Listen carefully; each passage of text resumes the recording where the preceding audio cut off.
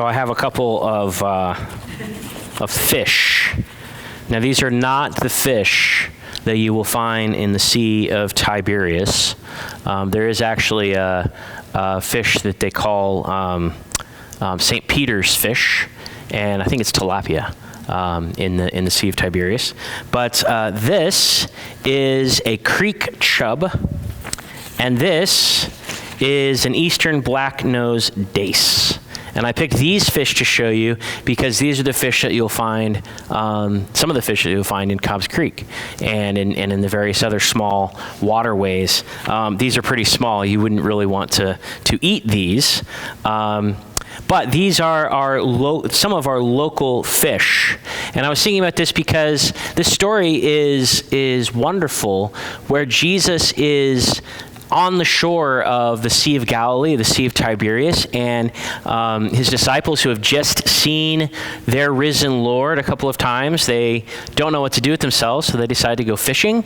And Jesus is there, and they're not catching anything, and Jesus tells them to cast the net on the other side of the boat, and then they haul in all these fish, right? But when they get to shore, they're so excited that Jesus is there. And guess what? Jesus already has a fire going. He already has more fish on the fire and bread, and Jesus welcomes them to sit down and to eat breakfast. And I love that because, it reminds us, first of all, of the overflowing abundance of God. That with God, it's not just, a little bit, and we're fighting over the scraps as God's children. God's children don't fight over the scraps. We don't have to worry about scarcity because God's love for us, God's mercy for us, God's forgiveness, and that's key, God's forgiveness for us is overabundant. And so even though they caught all those fish, there was still more. And the other thing that reminds us is that Jesus is already there ahead of us. God may be calling us to do certain things. God may call us to go places and to do things for God's kingdom, but we can always be assured that no matter the path that God asks us to go, Jesus has already gone down that path. No matter what the destination is, Jesus is already there waiting for us. No matter what God calls us to do, Jesus will do that alongside of us.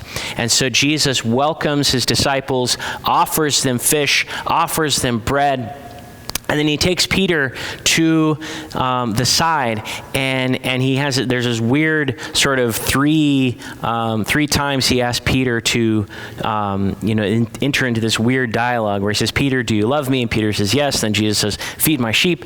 And that number 3 is interesting because do you remember how many times Peter denied Jesus on the night that Jesus was betrayed? Peter denied him 3 times. And so Jesus gives Peter an opportunity to take back those denials. And I think that that's for Peter's sake. And again, it shows us the overabundance of God's forgiveness, of God's love.